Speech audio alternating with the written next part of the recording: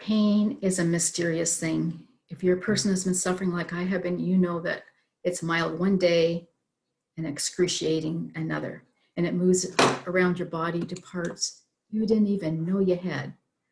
But if you're like me, you keep going because people depend on you, even though you're not sure you could. And I'm sure you are wondering how you are going to cope, never mind enjoy the holidays. My name is Lynn Galloway. I am a pain survivor, a mother, a grandmother, a wife, a nurse. As a registered nurse, I cared for seniors and people at the end of their life, many who had pain. And partway through my career, I had fibromyalgia, which I'm sure was a life lesson for me to understand my patients' pain better so I could help them. And if you're not sure what fibromyalgia is, it is a condition with lots of pain. In my journey, I found some tools, skills, and techniques that have helped me to overcome my pain to enjoy life again. And today, I will be sharing some of these with you so you can enjoy the holidays in spite of your pain. And if you're fortunate enough not to have pain, but know someone with pain, I'm going to give you some tips that you can help your family or friend. I find people often want to help, but they're not really sure how to do that. And I have organized the tips to manage pain in the following way: dealing with stress, conserving our energy, and ways to increase our energy. And you likely already have some pain management techniques or ways that help you with your pain but when you're busy, or at least I did, often forget to use them until you're in severe pain. So right now, I would love for you to pause the recording and take a piece of paper and pencil and write down the things that you do already to help you with your pain.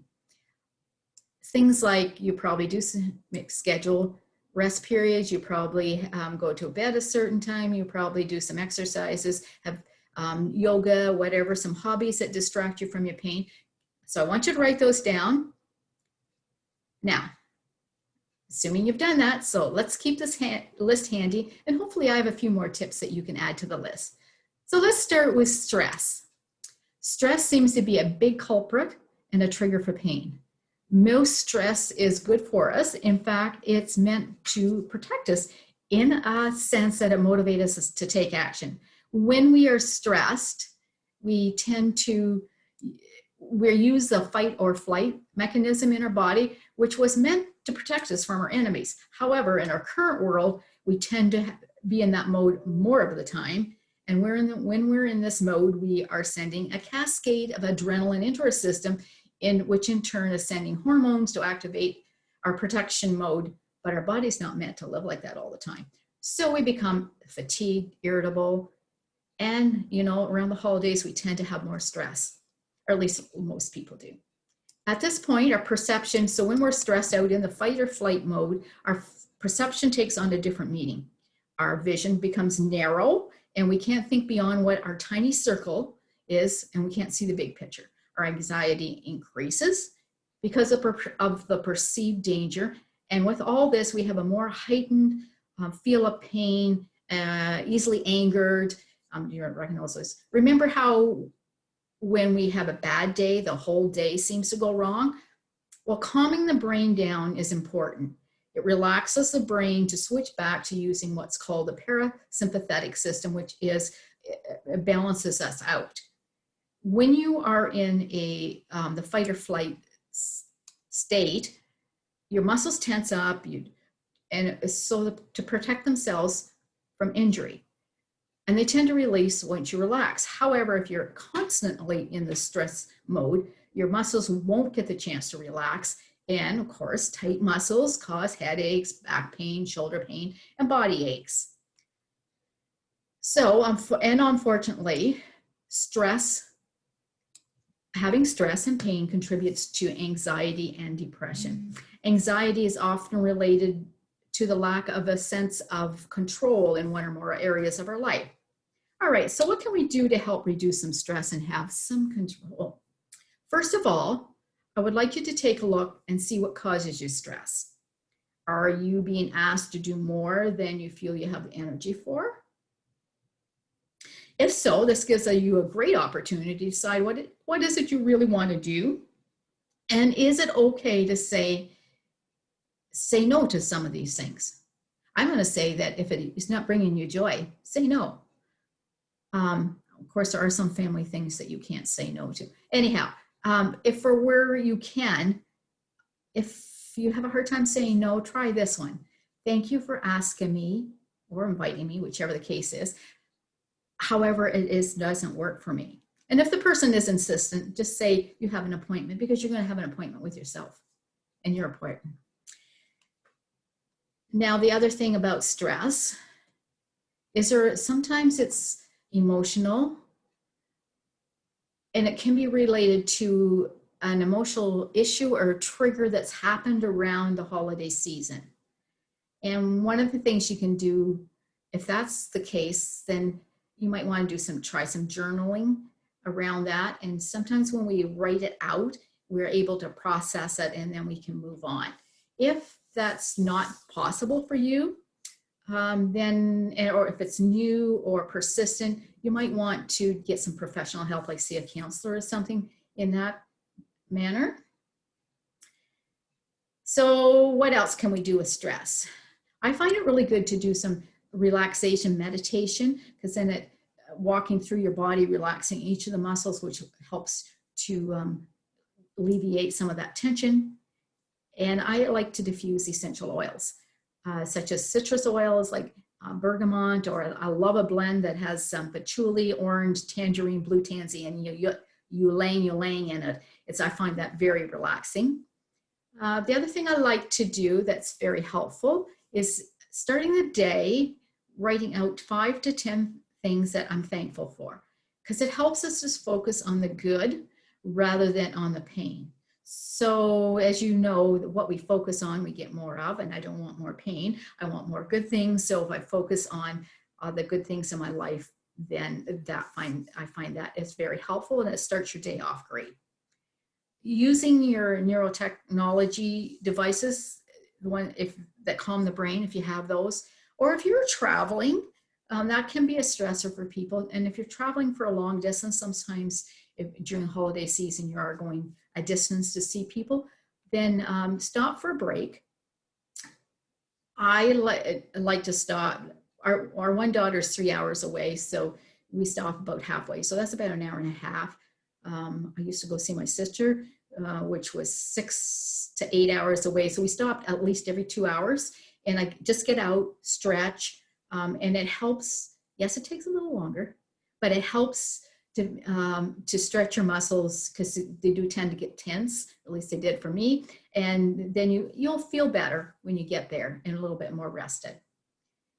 Okay, let's talk about conserving our energy. So this is where I'm going to talk about planning and scheduling. And I don't know if you're used to doing that or not, but I do find a lot of people with pain tend to push themselves, particularly during the holidays, and forget to do all the things that have helped them. And so I'm going to suggest that you take your calendar and your schedule, whatever it is you use, and schedule in rest periods for yourself. And those are appointments that you're going to keep and not give away. It's important for you.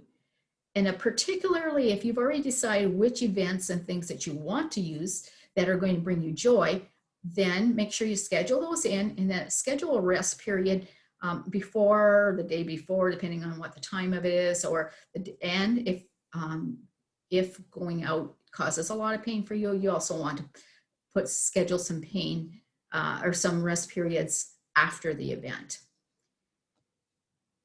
So for example, if you are going out in the evening, then maybe you want to take a couple hours in the afternoon to rest. Shopping. Now, shopping for some people is a pain reliever. For some people, it is painful to do. So if it is painful for you to do, and you live in a small community or a community that has lots of stores, shop local. And particularly if you're in a small community, local businesses would be more than happy to help you. If you aren't able to get out, and phone them and ask what they have, they'd be more than happy to give you some suggestions, and more than happy to even likely deliver to you. Now, if you have family or friends, if the family and friends, if you're wondering what to do, this is an opportunity where you can help out. You can offer to shop for the person, or if they've ordered something, you can offer to deliver it. If money is an issue for you, and maybe this is a bit of a stressor for you, and there's another whole webinar by someone else about that. If money is an issue for you, if you've been doing some craft or hobby in order to distract you from your pain, can that be used for a gift? Do crowds trigger you? So you're going to go out. For some people, crowds trigger them.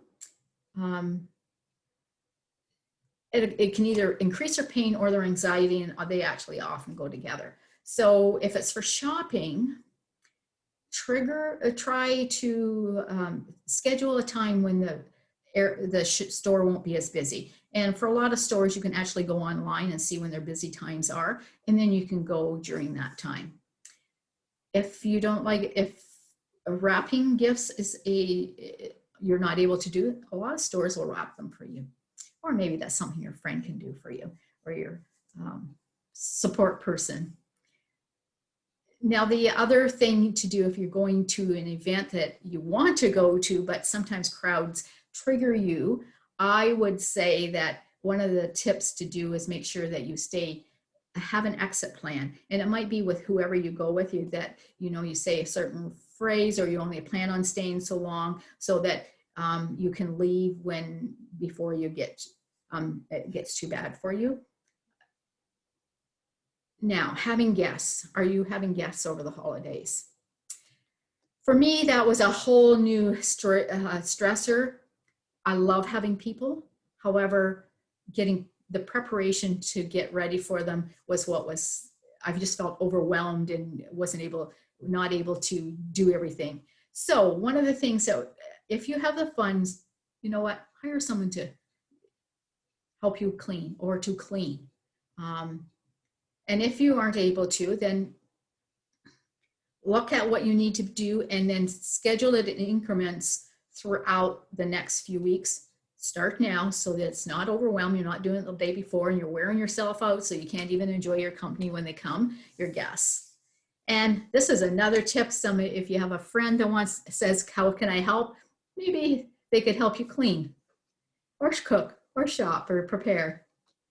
Now, for some people, actually your pain may be causing you to be housebound. Technology is a wonderful thing. So use the technology to schedule time to have a video call with someone or a phone call. And because everybody gets busy at this time of year, don't wait for people to contact you. You're the one that's at home and you probably have a bit more time. You could make the schedule time with them when it's convenient for them. And the other little tip I have is having partially prepared meals. You can buy those already. There's lots of them both in the stores, and you can actually have them delivered to you or order in to help out. Sometimes people with pain have difficulty prepping vegetables to eat, and anymore you can buy them already cut up, or if not, you can buy them already frozen and use frozen. So that's a few tips to help you to conserve some of your energy. So how can we increase our energy? It's important to keep your energy up so we can enjoy the holidays. And yes, some days it's not so easy to do that, but however, taking care of yourself is important so that you can have some good energy. If exercising is part of what helps you to manage your pain, make sure that's a priority. Your yoga classes or your Tai Chi or your daily walk, or if you just do exercises in the house, make sure that you can keep that on your calendar. Do not give it up. It is a priority, and that will help you to maintain your energy and to not feel overwhelmed. And again, or to not get into the pain mode. Again, as I said before, you keep that appointment for yourself, and if someone asks you about changing it, either reschedule your exercise time or tell the person that it doesn't work for you. Sleeping is important. Getting a good night's sleep, and that can be during the holidays. We can get stressed out and not get a good night's sleep, but sleep is important to help with us with our pain. If you don't get enough sleep, your perception of pain increases. Your body needs a restorative sleep. The body needs a restorative sleep every night in order to relax your muscles. And if you don't get enough sleep, you probably know this, you awaken with stiff and sore muscles and you experience more pain. So you should try to get at least 7 to 9 hours of sleep every night. And the best time for your body is to be in bed sleeping between 10 and 2. That seems to be the best time for the restorative part of your body. So some practical tips if you're having sleeping issues. What's your caffeine intake? And I don't know about you, but I tend to drink a little bit more caffeine because you're seeing a lot more people. So caffeine will affect your sleep. If you just take it in the morning, it's fine, but probably for a lot of people, anything after 3, sometimes even afternoon, tends to keep people awake. So if you're having sleeping issues, look at your caffeine intake.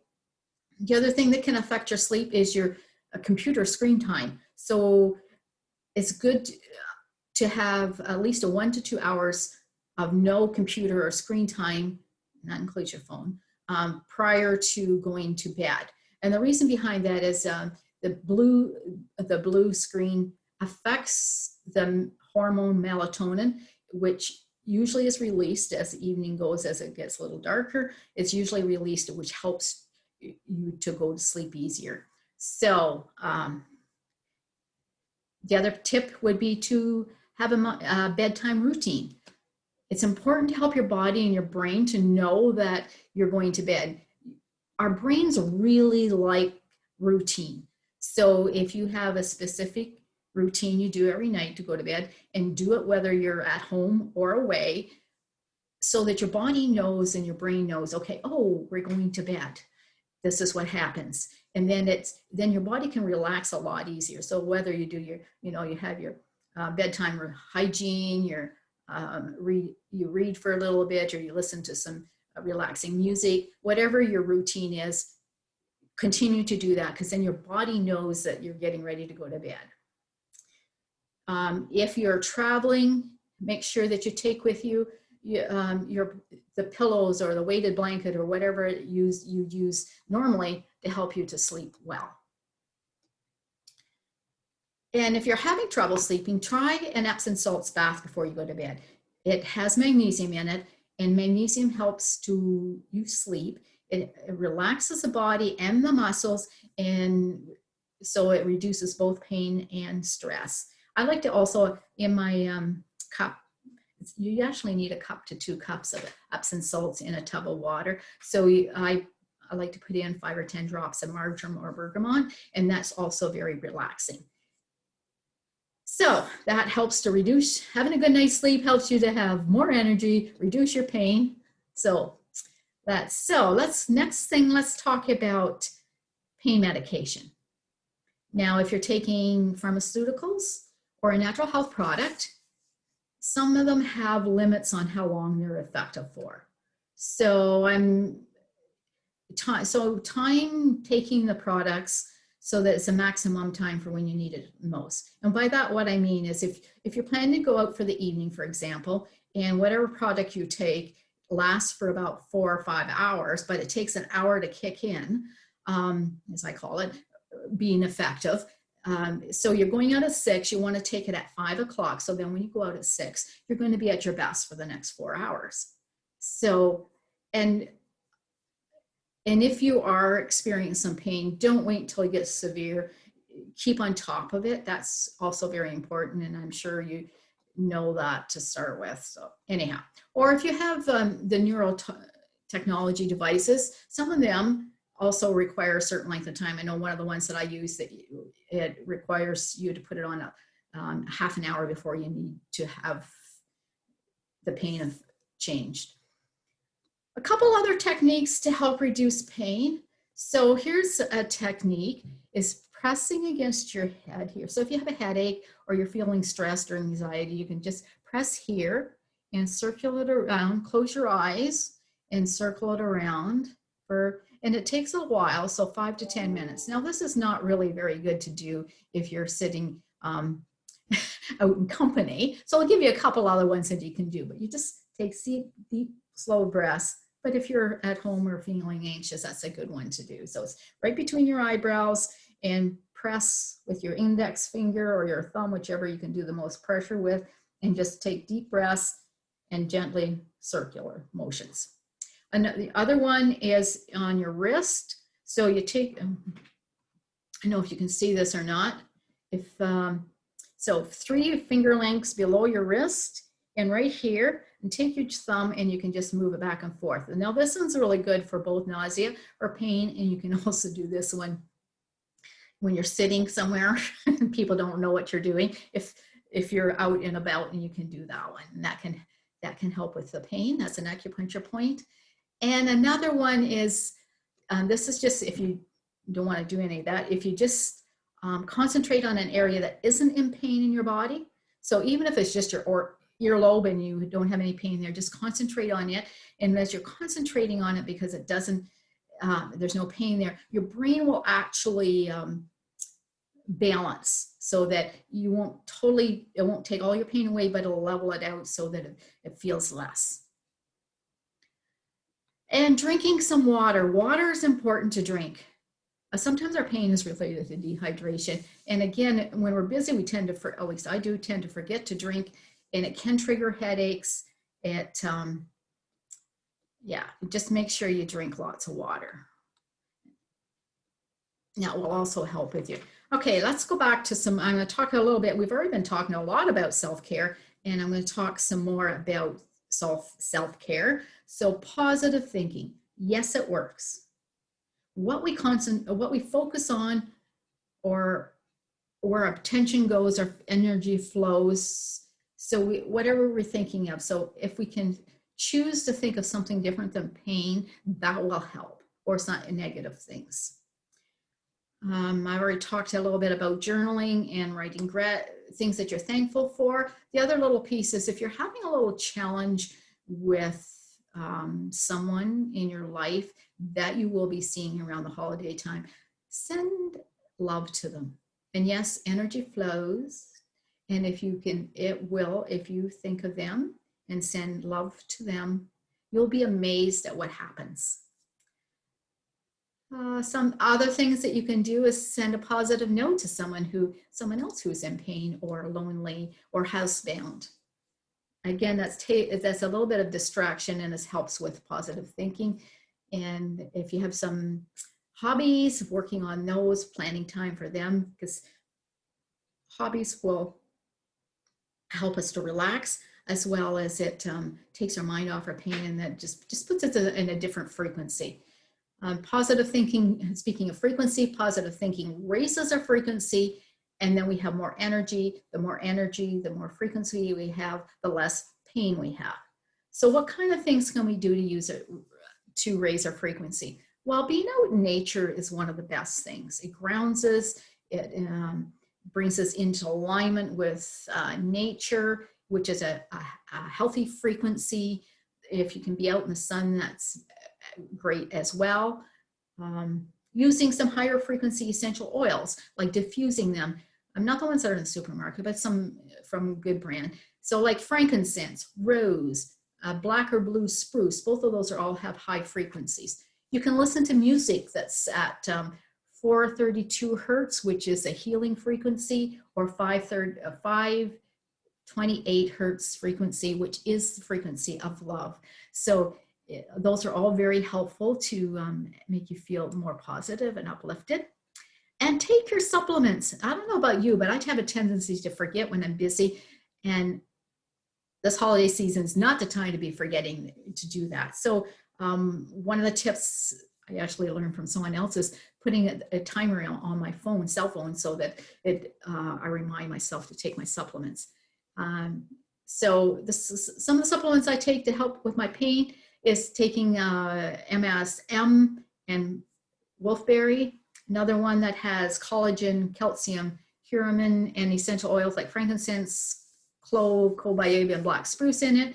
And definitely I take magnesium and vitamin D as part of my regime. Now, just a little tip here. Do not take your supplements with caffeine. Caffeine depletes out both magnesium and vitamins. And those are things that you need to build up your energy to keep you functional and reduce your pain. And another tip is sugar depletes out magnesium too. So you'll want to be careful how much sugar, and yeah, that can be an interesting challenge during this year, during this season. So in summary, you can decrease your pain by taking care of yourself. I guess that's a message I wanted to give to you. You can reduce your stress using some relaxation meditations, only participating in events that bring you joy, conserving your energy by scheduling some rest times, accepting help, having help, pacing yourself, and using all the resources you can. And you can increase your energy by having some good night's sleep, making use of all your tools, your devices, your essential oils, your supplements, the support of your family and friends. And when they ask, say, yes, please, thank you. And if you're someone that has someone that you love that's in pain and you want to know what to do, connect with them, offer to shop for them, clean or cook for them. And if you are limited on time, because everybody's busy this time of year, and you have the funds, send them flowers so they know, or a note so they know that you are thinking of them. If you have any questions, please ask them in the Positive Solutions for Not Selling Out in Yourself Facebook group. And if you're not a member of this group yet, there's a link in the email that you received for the link for this webinar. You can just click on that to ask to join. Enjoy the holidays, and I'll chat back with you in the group.